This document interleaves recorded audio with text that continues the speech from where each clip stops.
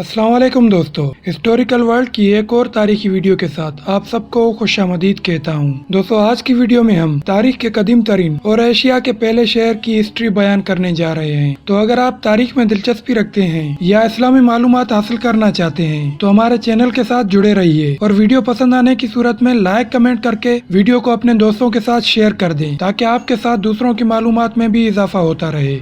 محترم ناظرین، مہر گڑھ علم الاثار میں جدید زمانہ پتھر کا ایک اہم شہر ہے جو پاکستان کے صوبہ بلوچستان میں واقع ہے۔ تاریخ کے مطابق یہ جنوبی ایشیا کا پہلا علاقہ ہے جہاں گندم اور جو کی پہلی بار کاشتکاری کی گئی، اور یہاں جانوروں کو پالنے کے بارے میں پتہ لگتا ہے۔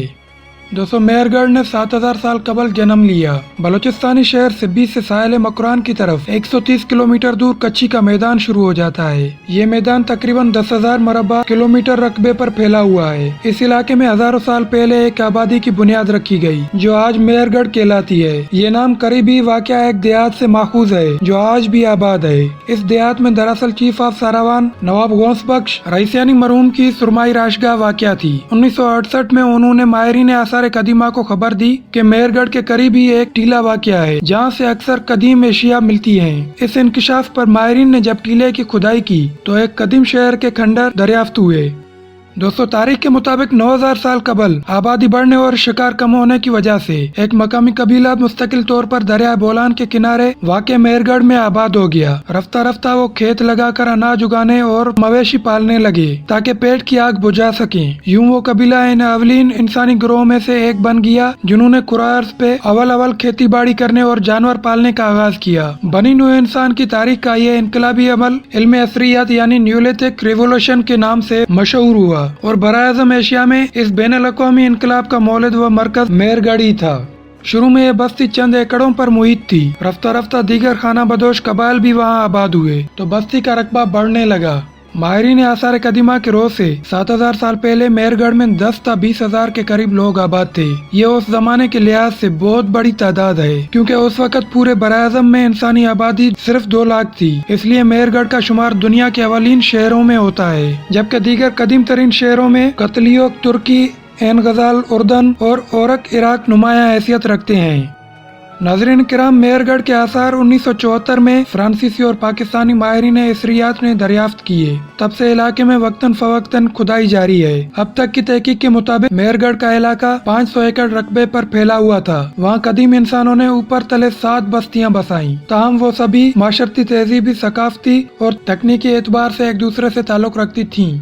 دوستو، مہر گڑھ کے رہائشی مٹی سے بنے مکانوں میں رہتے، گندم اور جو اگاتے، اناج زیر زمین بنے گوداموں میں ذخیرہ کرتے اور تانبے سے اوزار بناتے تھے۔ انہوں نے گائیں، بھینس اور بھیڑ بکریاں پالنا شروع کی۔ جوں جوں شہر میں علم و فنون کو ترقی ملی، مہر گڑھ یہ رنگ سازی کرنے اور دیگر دھاتوں سے بھی ترقی یافتہ آلات و اوزار بنانے لگے۔ یوں برِ صغیر میں خصوصاً یہ شہر جدت، تخلیق و ایجاد کا مرکز بن گیا۔ 6000 سال قبل علاقے میں کپاس بھی کاشت کی جانے لگی اور نقش و نگار والے برتن بننے لگے۔ چونکہ شہر دریائے بولان جیسی اہم گزرگاہ پر واقع تھا، اس لیے وہاں افغانستان، ایران اور چین سے آنے جانے والے قافلے بھی قیام کرنے لگے۔ عین ممکن ہے کہ اسی میل ملاپ سے مہر گڑھ کثیر الاقوامی یعنی ملٹی نیشنل باشندوں کا نگر بن گیا۔